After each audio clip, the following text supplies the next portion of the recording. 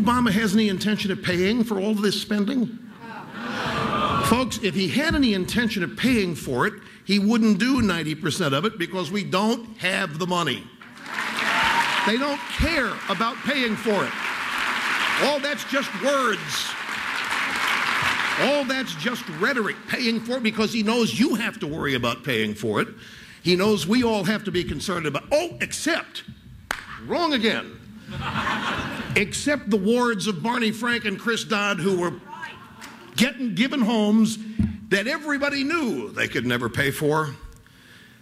And now Barney Frank and Chris Dodd, the architects along with Bill Clinton of the policy that gave us the whole subprime mortgage crisis, get to sit around and act as innocent spectators to investigate what went on when they largely had the biggest role in causing it.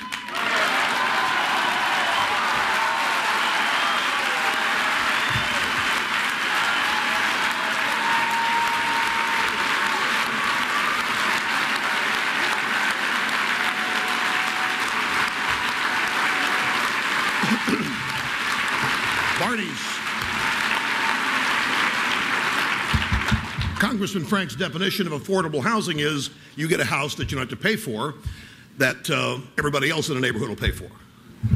And why? Well, because it's unfair that some people can have a house and some people can't. See, it's just unfair. So here we have two systems. We have socialism, collectivism, Stalin, whatever you want to call it, versus capitalism.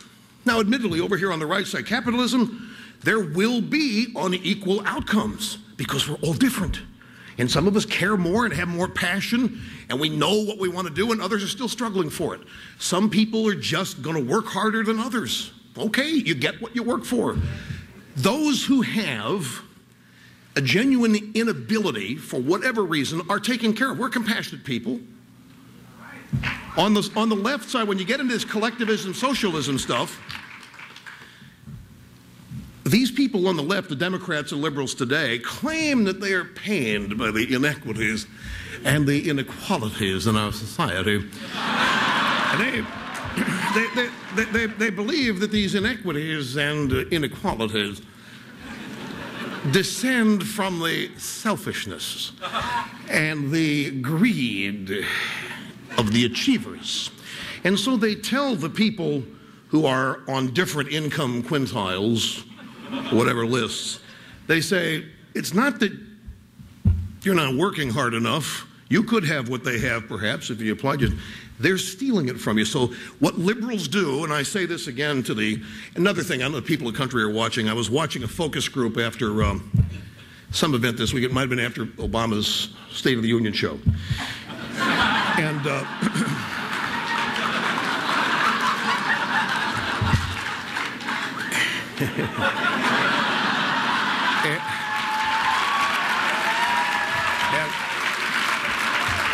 and they had, it was a typical, drive-by media focus group. They round up losers who hear Obama speak and think that the next day their gas tanks are going to get filled up. They're going to get a new house, a new kitchen, a new car. So this one guy said, it was some guy responding to Bobby Jindal. Oh, by the way, did you hear about Joe Biden? Joe Biden was mystified how Bobby Jindal got his shift off at 7-Eleven that night to make the speech. Okay, wait a minute. All right, time out. Suspend speech for explanation. People watching at home. See, I'm glad this happened. You think I just made a joke, an ethnic joke about Bobby Jindal, don't you? I didn't. I made a joke about the bigotry of the Vice President of the United States, Joe Biden.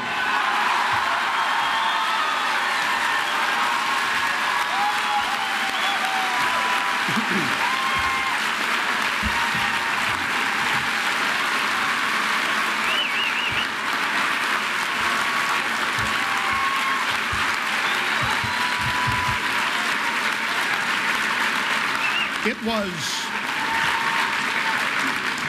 Joe Biden, while walking through the train station he knows so well because he's such a real guy, that he made a comment that, You can't go into a 7-Eleven without seeing some Indian guy behind the counter. They're all over the place. Now, let a conservative say something like that, and he's brought up before a John Conyers committee with Pat Leahy wanting at you next. Okay, many of you think I lose my places in these speeches when I interrupt for this, but I'm not.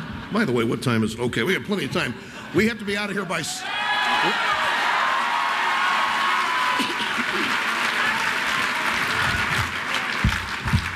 We have to be out of here by 6, otherwise there's... All right, okay.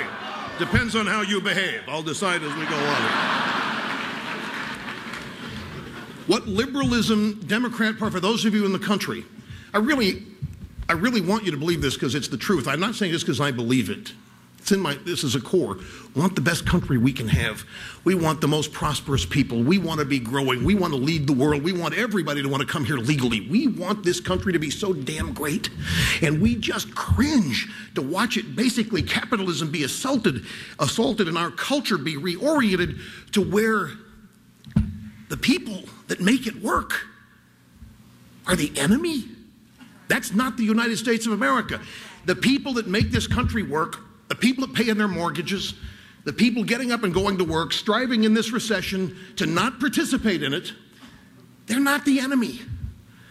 They're the people that hire you. They're the people that are going to give you a job. They're the people that are going to give you a raise, the people that need you to do work for them.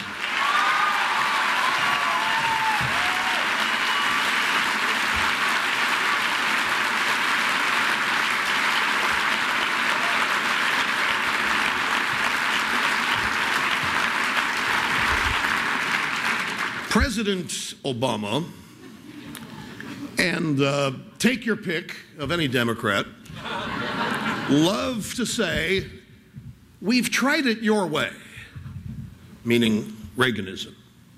We've tried it your way. We tried it your way in the 80s, it didn't work. We tried it your way last 8 years, it didn't work. Excuse me. Excuse me. Have you ever noticed, those of you watching around the world in my first international address to the world, Fox is on some international satellites. They're watching this in the UK right now going, you ever wonder when Obama talks about past economies, he somehow always leaves out the recession of the 80s was worse than this one. Why does he leave it out? Because, you know why he leaves it out? America leaves it out because we got out of that recession with tax cuts. Thank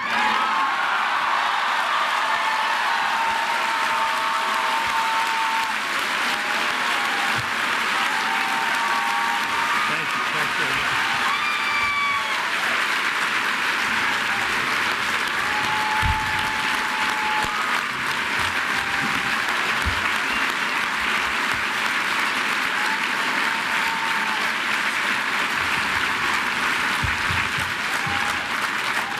For those of you watching at home, I'm not nervous. It's just really hot in here. These people are wired.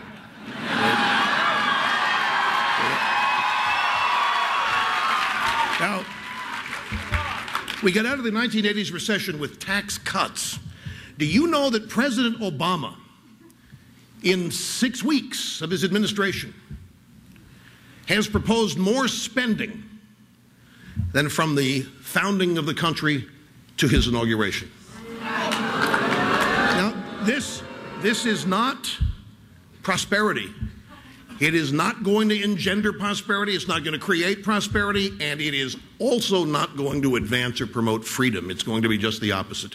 There are going to be more controls over what you can and can't do, how you can and can't do it, what you can and can't drive, what you can and can't say, where you can and can't say it. All of these things are coming down the pike. Because it's not about revenue generation to them, it's about control. They do believe that they have compassion. They do believe they care. But see, we never are allowed to look at the results of their plans. We are told we must only look at their good intentions, their big hearts. The fact that they have destroyed poor families.